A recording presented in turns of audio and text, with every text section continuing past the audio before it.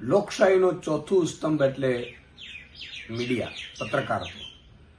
જ્યારે ગુજરાત સમાચાર ગુજરાતની જનતાનો વર્ષોથી એક નિર્ભીક અને બેખોફ અવાજ બની રહ્યું હતું. કોઈ પણ સરકાર હોય, એ રાજ્ય સરકાર હોય કેન્દ્ર સરકાર, ગુજરાત સમાચાર હંમેશા વિપક્ષની ભૂમિકામાં રહી અને જનતાના પ્રશ્નો મૂકતું રહ્યું છે. ત્યારે જે રીતે સમાચાર મળ્યા છે, ગુજરાત સમાચારના માલિકો પૈકી એક બાહુબલીભાઈની ઈડીએ ધરપકડ કરી છે. આ પણ એક નાટક સમજવા જેવું છે કે તમે વિચાર કરો કે 36 કલાક ઇન્કમ ટેક્સની ટીમ બધું સર્ચ કરે છે અને ઇન્કમ ટેક્સની ટીમ નીકળે છે અને ગેટમાંથી સીધી ઈડીની ટીમ એન્ટર થાય છે અને તરત જ જૂના કેસ કોઈ ઉખેરીને બાહુબલીભાઈની તરત ધરપકડ કરવામાં આવે છે. એ લોકતંત્ર પર હુમલો છે, સ્વતંત્રતાનો અધિકાર છે બોલવાનો, અને પત્રકારત્વનો જે એક ચોથું સ્તંભ બનીને ઊભું છે એના ઉપર હુમલો છે.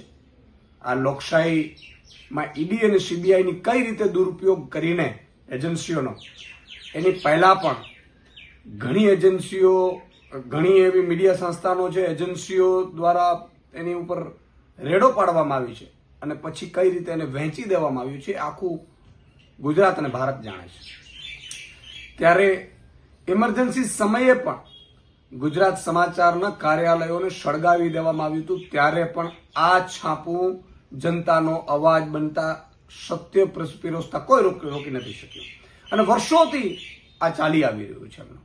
જીએસટીવી અને ગુજરાત સમાચાર બંને નિર્ભીક રીતે આજે પણ સરકારની ટીકા ટિપ્પણી હોય કે સરકારની ફેવરવાળી વાત હોય, એ નિર્ભીક રીતે સત્ય સાથે મૂકે છે. ત્યારે ઈડી અને સીબીઆઈનો દુરુપયોગ કરીને એમને જે રીતે ધરપકડ કરવામાં આવી છે, એ લોકશાહી ઉપર, ચોથા સ્તંભ ઉપર અને પત્રકારત્વ ઉપર હુમલો છે. એને સખત શબ્દોમાં વખોડી કાઢીએ છીએ. હું એક ગુજરાત સમાચારના વાચક તરીકે, આમ નાગરિક તરીકે પણ આવા સાચા પત્રકારત્વનું ગળું ઘોટવાનું જે કામ કેન્દ્ર સરકાર કરી રહી છે, એ ખરેખર નાગરિકોના હિતમાં નથી ને સરકારોના હિતમાં નથી.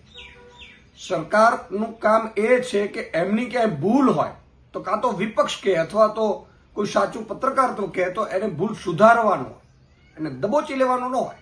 એટલે આ સખત શબ્દોમાં વખોડીએ છીએ. આ હુમલાને લઈને હું વિનંતી કરું છું તમામ ભારતના પત્રકારત્વ, એડિટોરિયલ ગિલ્ડ અને તમામ જે એક્ટિવિસ્ટો છે, તમામ સત્યની અવાજ સાથે લડે છે, સત્ય ઉજાગર કરે છે, એ સૌને મારી વિનંતી છે કે આ ચોથા સ્તંભને લઈને સૌ અવાજ ઉઠાવે અને સરકારની આ કાયરતાપૂર્ણ જે કૃત્ય છે એને વખોડીએ.